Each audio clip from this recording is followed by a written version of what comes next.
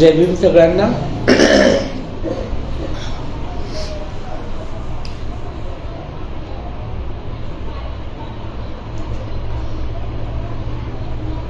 आज बाळासाहेबांनी अकोला येथून प्रदेशाध्यक्ष रेखाताई ठाकूर आणि सिद्धार्थदादा मोकळे यांच्यासोबत पत्रकार परिषद घेतली आणि त्यातून वंचित बहुजन आघाडीची भूमिका स्पष्ट केली.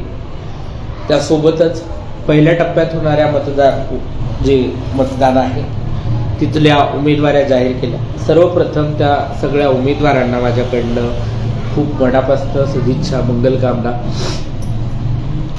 आणि नंतरची गोष्ट अशी की जशी ही गोष्ट डिक्लेअर झाली आहे तशी बरेच मॅसेज यायला लागलेत. चूक केली, चुकीचा निर्णय, आणि काही न्यूज चॅनलला बातम्या पण येतात 5 जागा दिल्या होत्या, 6 जागा दिल्या होत्या. माझं नाव दिशा पिंकीशे. मी वंचित बहुजन आघाडीची प्रदेश उपाध्यक्ष आहे, त्यासोबत कोर कमिटीची सदस्य पण आहे.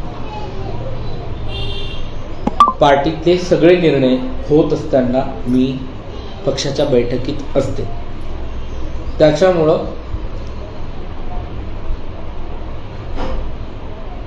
जय भीम प्रितेशजी. त्याच्यामुळं मला ह्या बाहेरच्या न्यूज चॅनलच्या माहितीवर अवलंबून राहण्याची गरज नाही असं मला वाटतं. तर आता एका मित्राने मेसेज टाकला, ते जर 6 जागा देणार असतील तर आपला निर्णय चुकला आहे, साहेबांना कळवा. सगळ्यात महत्त्वाचं, वंचित बहुजन आघाडीला 6 जागा देऊ असा कुठलाही प्रस्ताव आतापर्यंत महाविकास आघाडीने कधीही समोर ठेवला नाही. बैठकीमध्ये 3 जागा देऊ, त्याही कुठल्या देऊ या संदर्भात कुठलीही भूमिका महाविकास आघाडीने क्लिअर केलेली नव्हती. राष्ट्रवादी काँग्रेस, शरद पवार गट स्वतःच्या 10 जागा स्वतः निवडू शकतो. शिवसेना स्वतःच्या जागा 17 जागांची लिस्ट त्यांनी आज डिक्लेअर केली आहे, त्या स्वतः निवडू शकतात त्या जागा. ते काँग्रेस स्वतःच्या जागा स्वतः निवडू शकते. वंचितला तुम्ही ते जे काही 3-4 जागा देणार आहे त्या जागा स्वतः निवडण्याचा अधिकार का नाही असा जाब विचारणारा एकही पठ्या महाराष्ट्रात नाही का, किंवा एकही जिगरबाज शेरणी महाविकास आघाडीची कॉलर धरून वंचित बहुजन आघाडीला स्वतःच्या निर्णायक जागा निवडण्याचा अधिकार का नाही हे केव्हा विचारणार? बरं, वंचित बहुजन आघाडीने आधी जागा डिक्लेअर केल्या असत्या तर आपण म्हणलं असतं की बाबा नाही, वंचित बहुजन आघाडीने घाई केली. काँग्रेस स्वतःच्या जागा डिक्लेअर करतंय म्हणजे त्या जागा ते वंचित सोबत शेअर करणार नाही. शिवसेना स्वतःच्या 17 जागा डिक्लेअर करतात म्हणजे ते सुद्धा त्या जागा वंचित सोबत शेअर करणार नाही. राष्ट्रवादी स्वतःच्या जागांची त्यांची एक लिस्ट पक्की आहे, तेही त्या जागा वंचित सोबत शेअर करणार नाही. मग वंचितनी यांची आतमध्ये पंगत चालू असताना दारात पातेलं घेऊन खेटराजवळ उभं राहावं असं वाटतं का इथल्या बुद्धिजीवी लोकांना, इथल्या अकलमंद लोकांना? असं वाटतं का की वंचितनी जे काही यांचं खाऊन पिऊन उरल खरकट ते खावं? इथल्या इतर ज्या दलित पक्षांसोबत कंपॅरिझन केलं जातं वंचित बहुजन आघाडीचं, त्या लोकांनी आत्तापर्यंत दलित, वंचित, अल्पसंख्याक समुदायातील नेतृत्वाच्या संदर्भाने काय भूमिका घेतलेल्या आहेत? आणि अशा कणाहीन नेतृत्वाची अपेक्षा जर वंचितकडनं करत असाल तर भाऊ चुकीच्या जागेवर आलेला आहे. वंचित बहुजन आघाडी हे स्ट्रॉंग, कणखर, अल्पसंख्याक वंचित बहुजनांचं नेतृत्व करणारा पक्ष आहे. तो लाचारी पत्करणार नाही. ही बाबासाहेबांची राजकीय मुवमेंट आहे आणि ही मुवमेंट हाणून पाडण्याचा कुणालाही अधिकार नाही. तुम्ही ज्यांना मसीहा समजायलात ना, वंचित बहुजन आघाडी इकडं गेली तर बीजेपीचा फायदा होईल,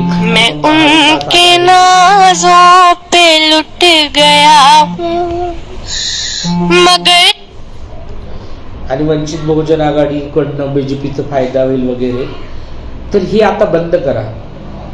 10 वर्षापासून तुम्ही हेच तुंतुन वाजवतात. जरा शिवसेनेला विचारा की तुमच्यातले एवढे लोक बीजेपीत का गेले?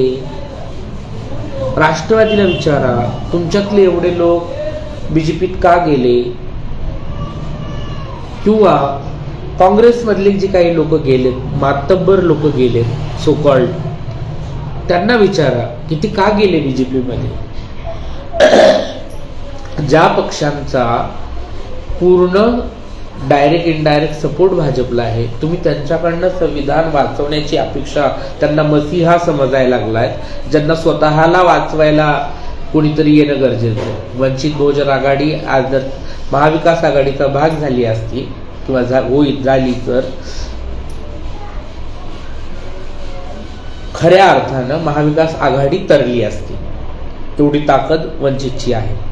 मग तरीही वंचितला दुय्यम दर्जाची वागणूक का देण्यात आली, तर ह्या डिफेंड करण्यामध्ये जास्त वेळ वंचितचा जाऊ नये असं मला वाटतं.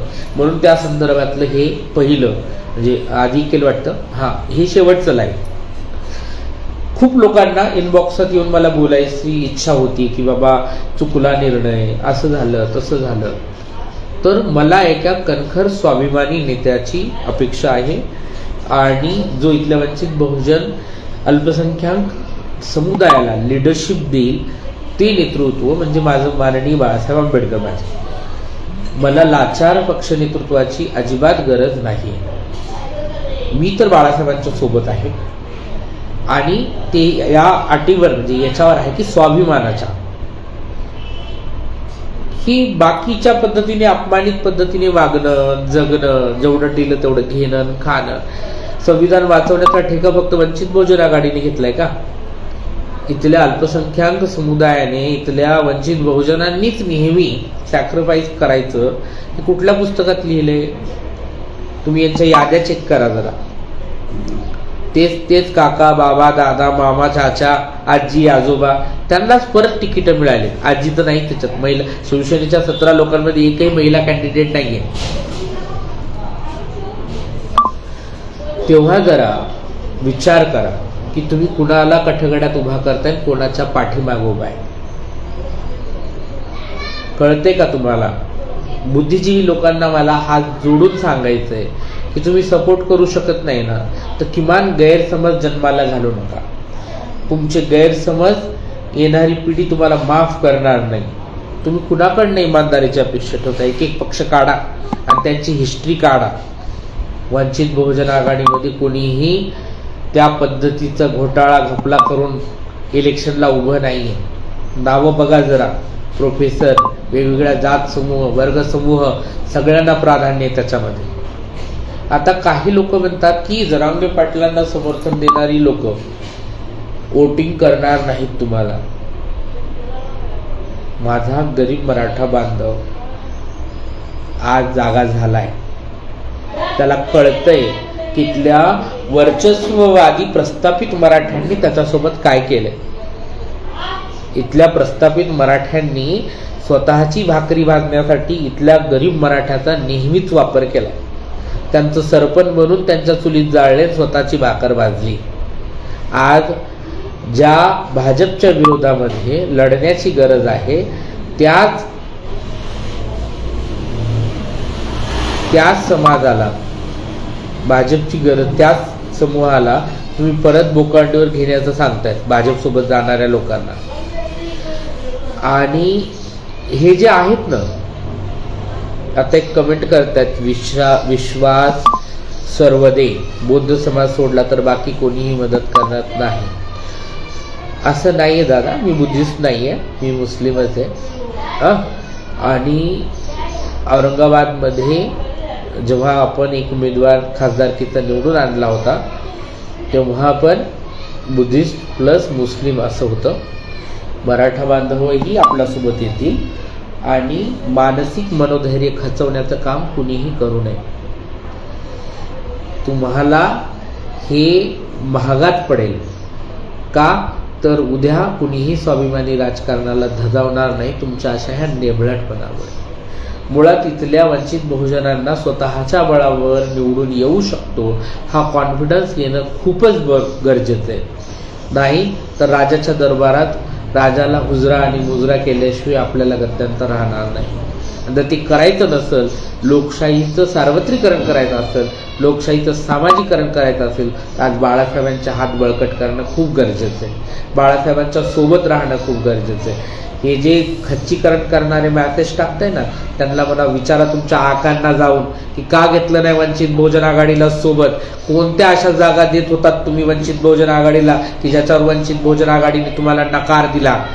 कुठल्या जागा स्पष्ट बोला तरी म्हणा, कुठल्या जागा देत होतात तुम्ही ते, किंवा कुठल्या जागा वंचितने तुम्हाला मागितल्या होत्या ते. जाऊन विचारा आपल्या आपल्या जागीरदारांना. इथं नका ते टिमकं बाजू येऊन, नका आमच्या कार्यकर्त्यांना द्विधा मनस्थितीत टाकण्याचा प्रयत्न करू, नका त्यांचं खच्चीकरण करू.